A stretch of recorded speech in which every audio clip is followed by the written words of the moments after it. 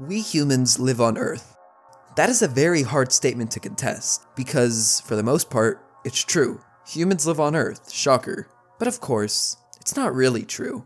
We humans, along with all other land animals, live on only 30% of Earth. How can we say we live on Earth when we really only live on a third of it? We live on the part of Earth where we can live. The part of Earth that won't suffocate us. The part of Earth that our electronics work in. The part of Earth where we can breathe oxygen and live in and thrive in an environment we have adapted to. However, those boxes aren't checked for the other 70% of Earth. The ocean. Though both ocean and land exist on Earth, land and sea are very different, a world far different from our own. One that, though we try, always fail to conquer. The ocean is an unforgiving place, one where humans have not influenced, and one that is cold and dark and filled with creatures that seem more celestial than earthly. While some may find the ocean cool, me personally, and many others, find it absolutely terrifying. This fear of the ocean, the fear of this other world that is so mysterious to us, has often been referred to as Thalassophobia. The ocean is a big place, there is no denying that. So big, in fact, that the majority of it remains unexplored. In fact, we've mapped the topography of Mars better than we have the ocean floor. Let me repeat that again. We understand more about planets that we have never set foot on than we do the oceans that exist on our own planet. The farthest galaxy we've ever seen is 33 billion light years away from Earth. We have observed a galaxy farther away from us than nearly 3 times the age of the universe. And yet, 80% of our oceans remain unexplored. How is the ocean that mysterious to us? This would instill at least a little bit of fear in any person. It's only natural to fear such a mysterious yet close world to us. In fact, I would classify thalassophobia as more of a fear of the unknown than a fear of something tangible and understood.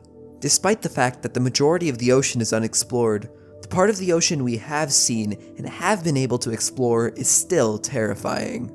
Alien sea creatures, the darkness of the deep ocean, and the insane pressure from the water over your head are just some of the terrifying things that we've observed in the ocean. In a way, it's a lot like outer space. Looking at pictures of the deep dark ocean is a lot like looking at the expanse of the cosmos. Looking at pictures of deep-sea animals with the backdrop of pitch black is a lot like looking at planets with the backdrop of space. Both outer space and the ocean require careful planning and special-made suits. Both are dangerous to explore, both are extremely mysterious, and both are unimaginably vast. Noting these similarities might make you think thalassophobia is similar to astrophobia, the fear of space. And you'd be right to point that out, the only difference being that space is way out of your reach. The ocean, however, is all around us. You fly over it in an airplane, you go over it on a boat, you swim in it, you might even live near it. The ocean is inevitable. Another thing that makes me hate the ocean, but really water in general, is the concept of drowning.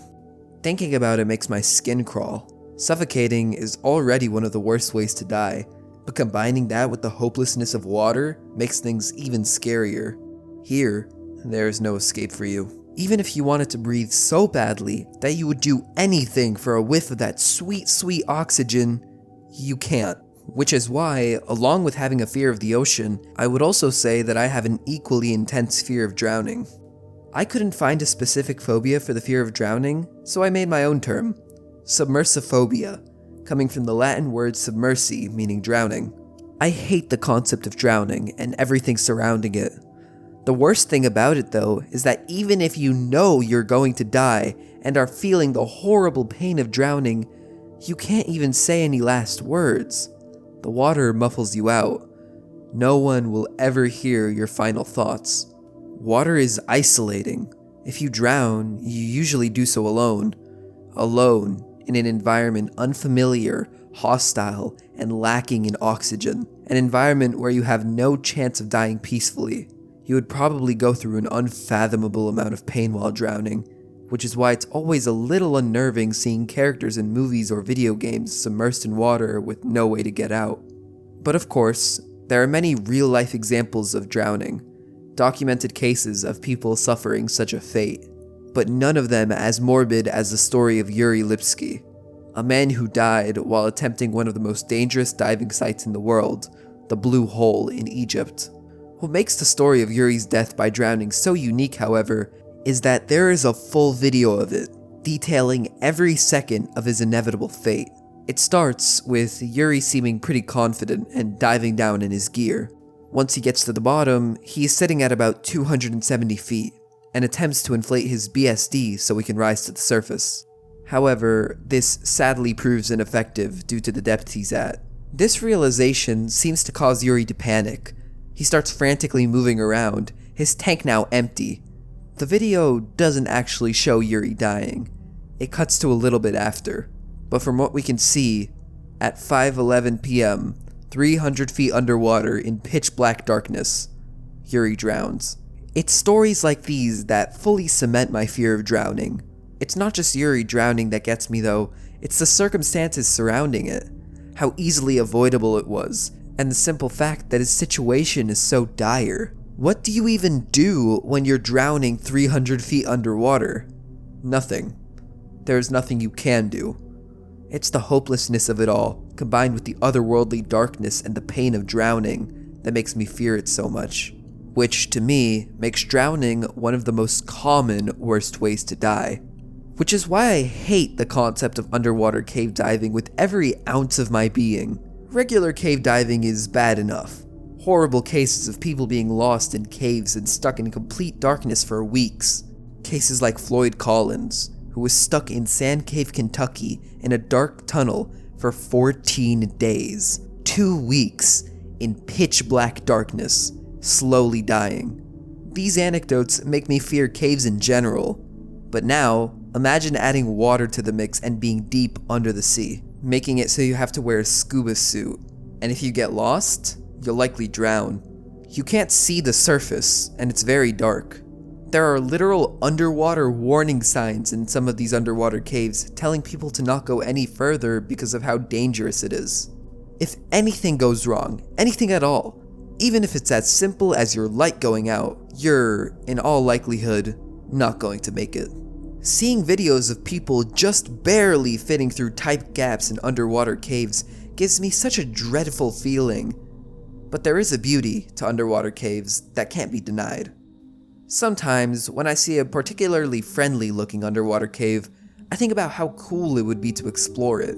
But then my rational thinking comes in, and I think about how dangerous it is. Even in wider underwater caves. Underwater cave diving is probably the pinnacle of my fear. It combines thalassophobia, submersophobia, and claustrophobia all in one. And yet, people still go underwater cave diving simply for the fun of it. There is clearly an inherent fascination with underwater caves. One so strong that despite the fact that it is easier in every way to simply stay on land, people still look to the waters. And this fascination applies to all bodies of water, whether for underwater cave diving, traveling in submersibles, or any other horrifically scary underwater activity you could think of. But there is something that scares me even more than underwater cave diving, even more than drowning, that thing being the deep ocean. The first thing about it that scares me is the true distance of the deep. The average depth of the ocean anywhere is over 12,000 feet down, and that's just average depth. The Mariana Trench, the deepest point on Earth, is an insane 3 times that at 36,000 feet below us. To put that into perspective, it would take 25 Empire State Buildings stacked upon one another to reach from the bottom of the ocean to the surface. That is 7 miles down. What's even scarier is just how much deep ocean there really is. The ocean is an average of 12,000 feet. At around 3,000 feet, light from the surface fizzles out, and the ocean turns a pitch black. Meaning that 90% of the ocean is complete darkness. It's this darkness that I also want to talk about. Nyctophobia is the fear of the dark. The majority of us have probably experienced a fear of the dark, at least a little bit when we were kids. There's something different about darkness in the sea. something more mysterious and scary. Looking at pictures of the deep ocean feels different from looking at a dark house, for example. One of the main reasons most of us were, or even still are, scared of the dark is less the dark itself and more the thought that something could be lurking inside of it. Of course, the older you grow, the more your rational thinking kicks in, and you realize there probably aren't any monsters or eldritch horrors lurking in your closet. However, with the ocean, because of just how alien it is and how filled with creatures that we couldn't ever imagine existing in any other condition it is, and the simple fact that the majority of the deep ocean is completely unexplored, we can suspend our disbelief as to what could be lurking here. There may be no monsters in your closet, but they definitely exist in the deep ocean. As a result of such an environment, the possibility of a giant sea monster appearing from the darkness looking twisted and scary, ready to eat you, unlike with a dark closet, isn't zero. This is also further backed by a phenomenon known as deep-sea gigantism. Deep-sea gigantism is the tendency for deep-sea animals to grow much larger than their shallow counterparts. Let's take the giant isopod for example, an animal that belongs to a group that only grows a few millimeters in the shallows, but down here, they can grow up to 1.5 feet in length and weigh 4 pounds. This almost seems counterintuitive. How do underwater creatures get bigger the farther down you go? If anything, they should be smaller because of the immense pressure, right? Well, no. The deeper you go, the bigger the monsters. And you want to know the best part? We don't know exactly why this happens. However, our best theory is that deep-sea gigantism happens due to the fact that many sea creatures are made majoritively of water.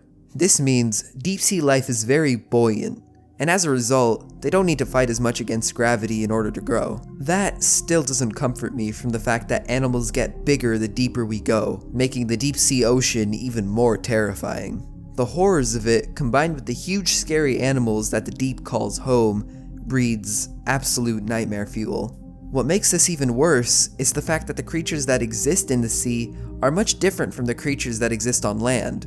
Ocean animals have developed in very different ways from their on-land counterparts.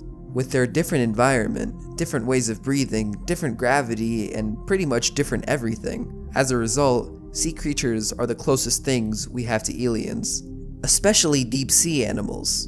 Deep-sea gigantism plays a role in the fear these deep ocean creatures instill in me. But another thing that makes me fear deep-sea creatures in particular is the fact that they have developed under even weirder conditions than shallow water animals. Not only are they developing in the water, but also in complete darkness, along with immense pressures and a lack of readily available flora and fauna to feast on. As a result, deep-sea creatures are even more alien than shallow water ones, along with being even bigger. These facts have inspired many a tale of ocean beasts. Beasts like the Kraken.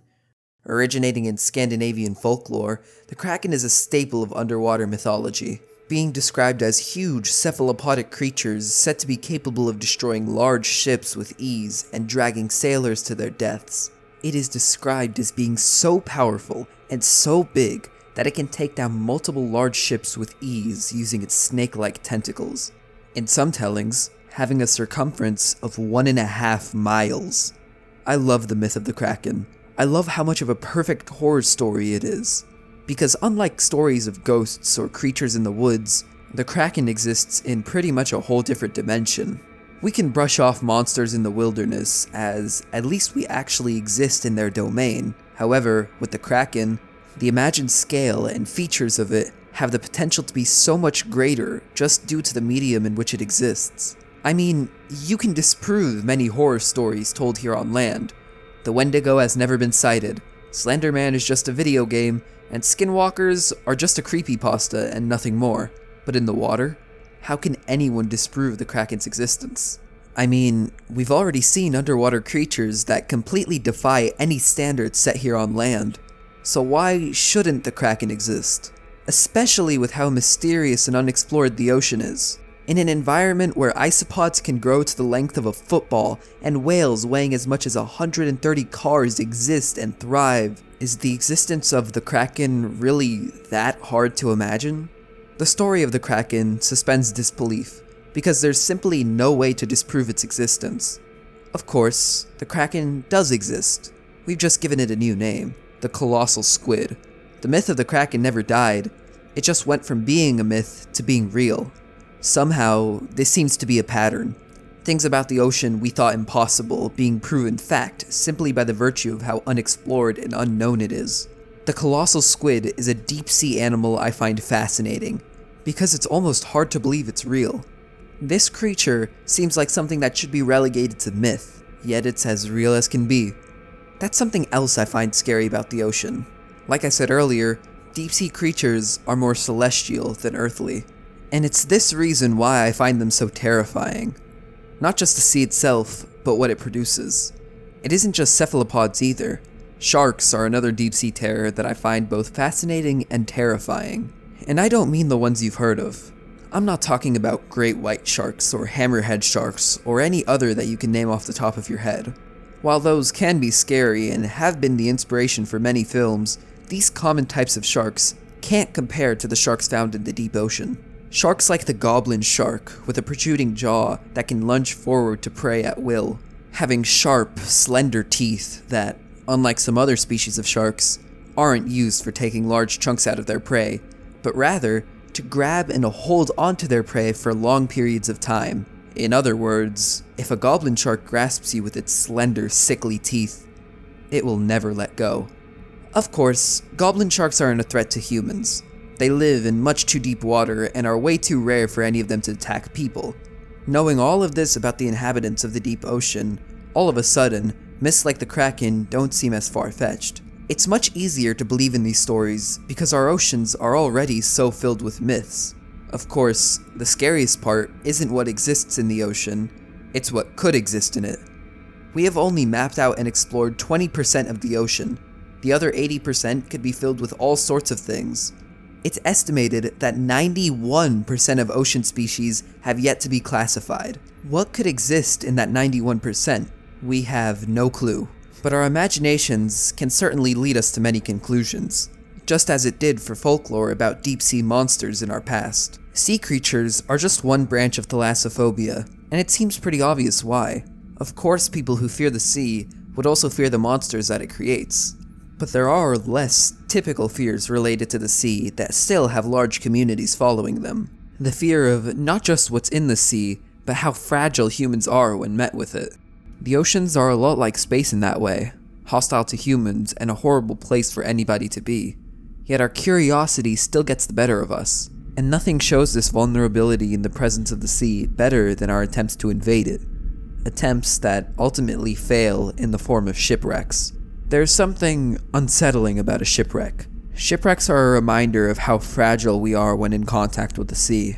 A reminder that even our largest vessels and most advanced technologies are laughable in the face of the oceans. It's like looking at a corpse. We attempted to conquer the sea, transport goods and people on ships, swim in it, and even go so far as to make submersibles to explore the interior of it. But it doesn't always work, and shipwrecks are proof of this.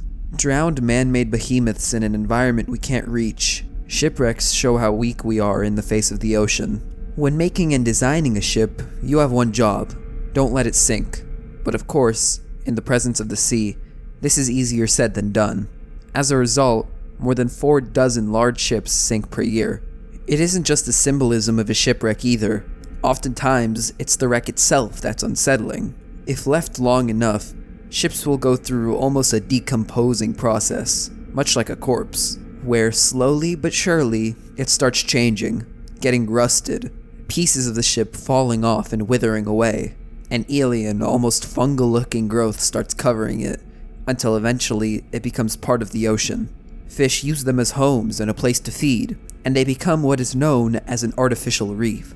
A piece of humanity, a piece of land, a piece of our world, being claimed by the ocean and its inhabitants.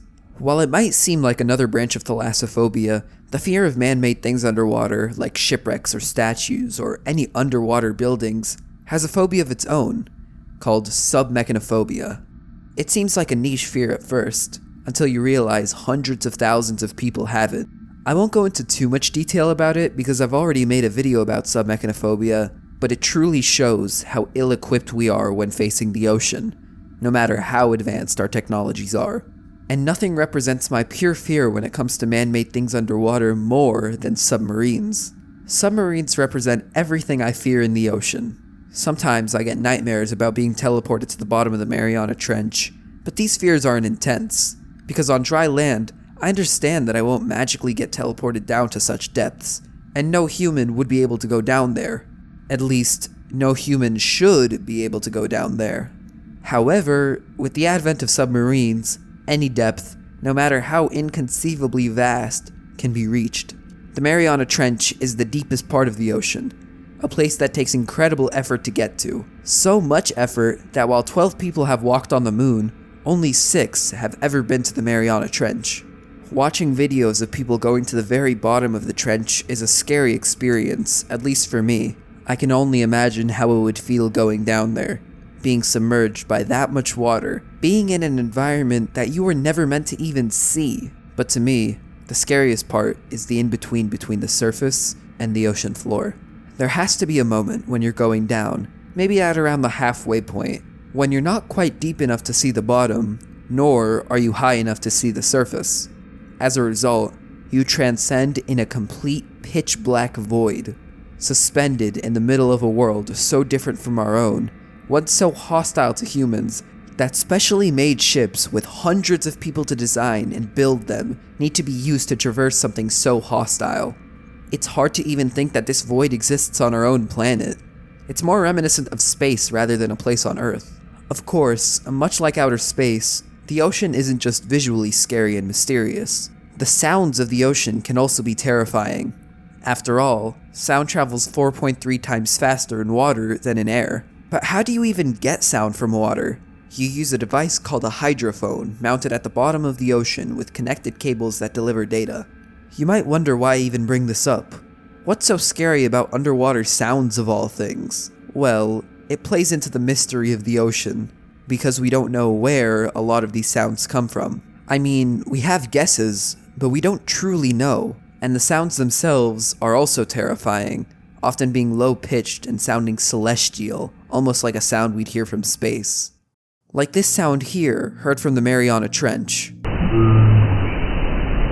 Scientists don't know exactly what this sound is. I mean, we think it's a whale, but it doesn't sound like any whale we know of, and it was taken right above the deepest part of the ocean. Another mysterious ocean sound is the bloop signal. It was recorded on hydrophones that were over 3,000 miles apart, implying that whatever made the sound had to be way bigger than any regular sea animal in order to transmit its sound that far. Here's what it sounded like.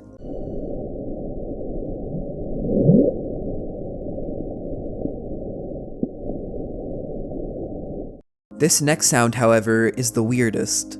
It's called upsweep, and we've been detecting it ever since 1991, using the United States' SOSUS sonar array. It seems to be coming from somewhere in the Pacific Ocean. It's loud enough to be heard from all over it, and it sounds like this.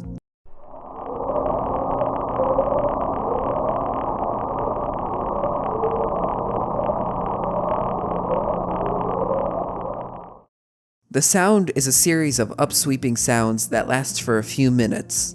The interesting thing about this sound is that it changes in volume based on the seasons.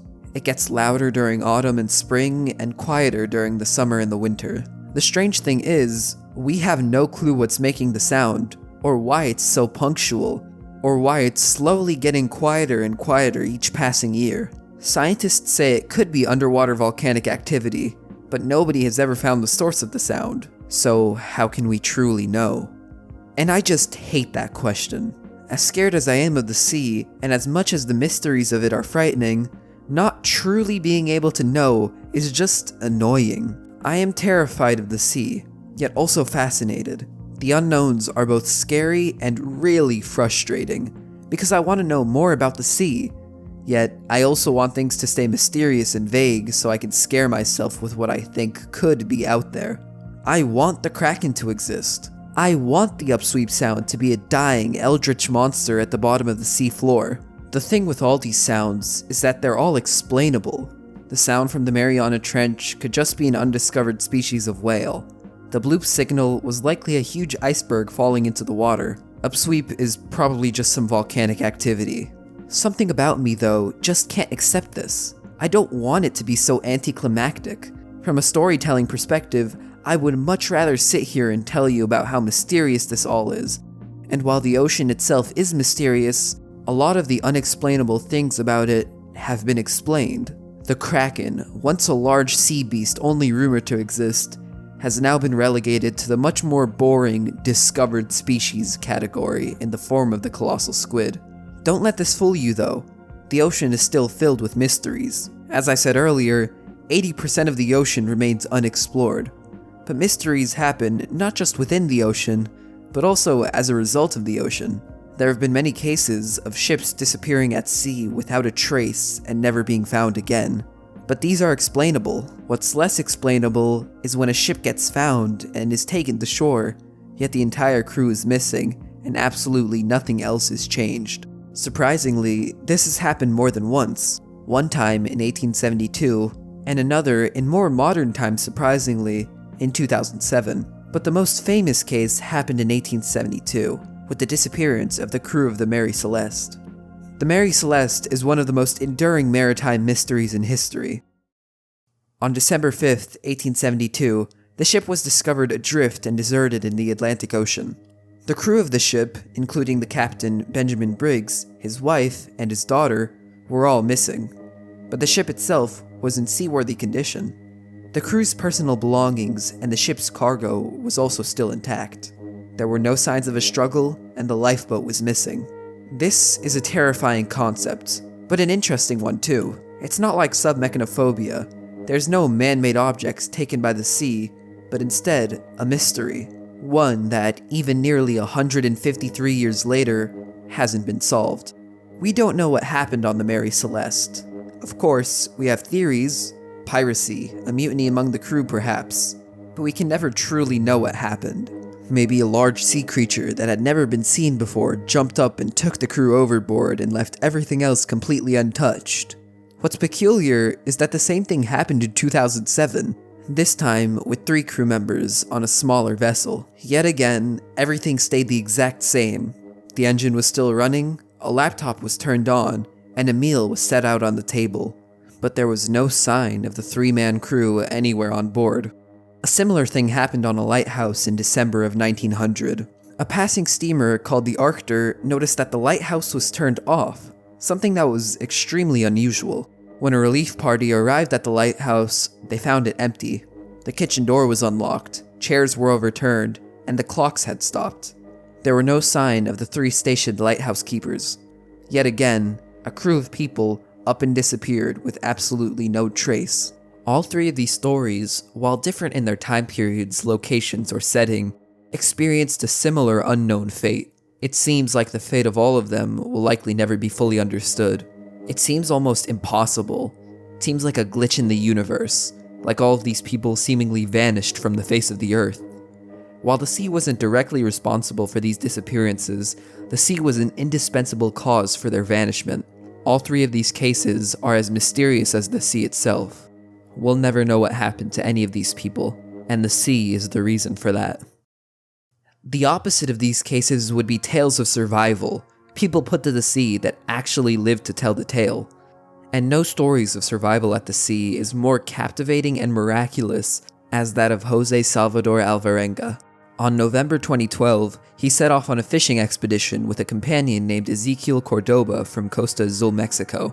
They were caught in a storm, and their small fishing boat was blown off course. Despite their best efforts to navigate back to the shore, they became lost at sea. Alvarenga and Cordoba were adrift in the Pacific Ocean for an astonishing 438 days. Sadly, Cordoba did not survive the entire ordeal. Alvarenga was left alone at sea, in complete isolation, for 438 days.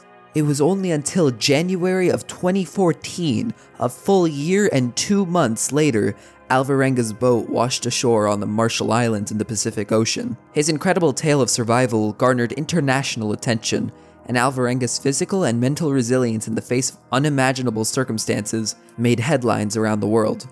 But I mean, of course it did. Alvarenga did the impossible.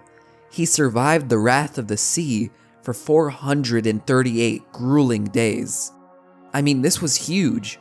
He had done something not many had done before, survived in the face of the ocean. In his autobiography, there's a section that gets me. An entire page of the book dedicated to Alvarenga comforting his friend by imagining all the things they would do once they got back to land. He looked forward to the simplest of things, like walking to a store or eating a fresh tortilla. Alvarenga even jokingly said he was suffering from, quote, a year-long tortilla shortage. Reading the autobiography, although occasionally humorous, is mostly chilling. The sea shows no mercy, but every once in a while, it spits someone out. A survivor of the wrath of the sea, and it is in these accounts of a survivor that we see the true ruthlessness of the waters. Thalassophobia seems to be a universal fear, one that affects many people. As such, there are a lot of pieces of media, mostly horror media, that uses thalassophobia and the fear of the ocean in general in its scares. But what I find more interesting is the use of unintentional horror. And the only game I can think of that does this perfectly is Subnautica. Subnautica is a game set on an alien planet. You start the game inside of an escape pod, landing violently onto the waters of an unknown planet. The catch?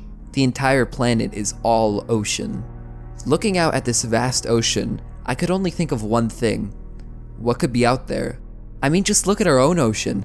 If our own oceans are already filled with aliens, what could be here? It's a discomforting question, and one that I think every Subnautica player has asked themselves at one point. But of course, the game forces you to dive into that mysterious ocean.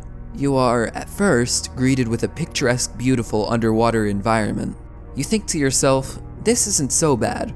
But slowly, as the game goes on, you find that you need to go deeper. The game is constantly pushing you out of your comfort zone and forcing you to go deeper and deeper down, until you're in a deep, dark blue ocean with the sounds of who knows what in the distance, while gathering your materials in the deep seas of the planet. It's very much unintentional, but Subnautica was one of the scariest games I've ever played. There are other smaller games, like Iron Lung, that deal with thalassophobia, but I think Subnautica is the best in terms of making you fear the ocean. The reason, ironically, is that it's not a horror game. Horror games are intentional with their scares.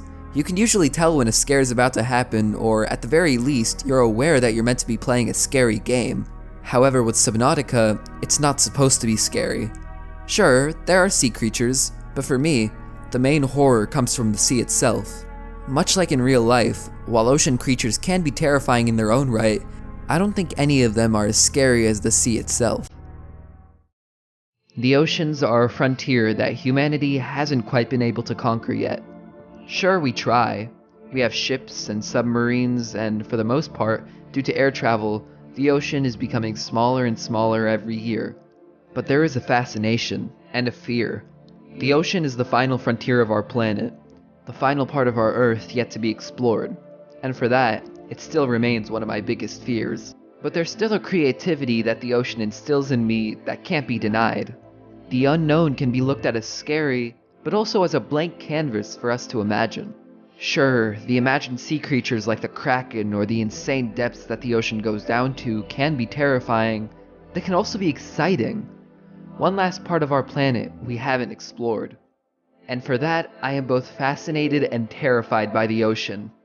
Whether it be in the form of sea creatures, mysteries, tales of survival, or video games, this other world has proven to be the most terrifying unknown we've ever come across. And it exists on the very planet on which we live. The final frontier of our planet is a source of boundless creativity and striking horror. And I'd like to end this video with a quote from James Cameron when he was at the bottom of the deepest part of this other world.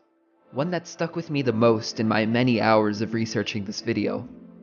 Most of our lives, we huddle together in the warmth of human company. Down here, there is a purity. You sense the vastness in all that we don't know. Thank you for watching.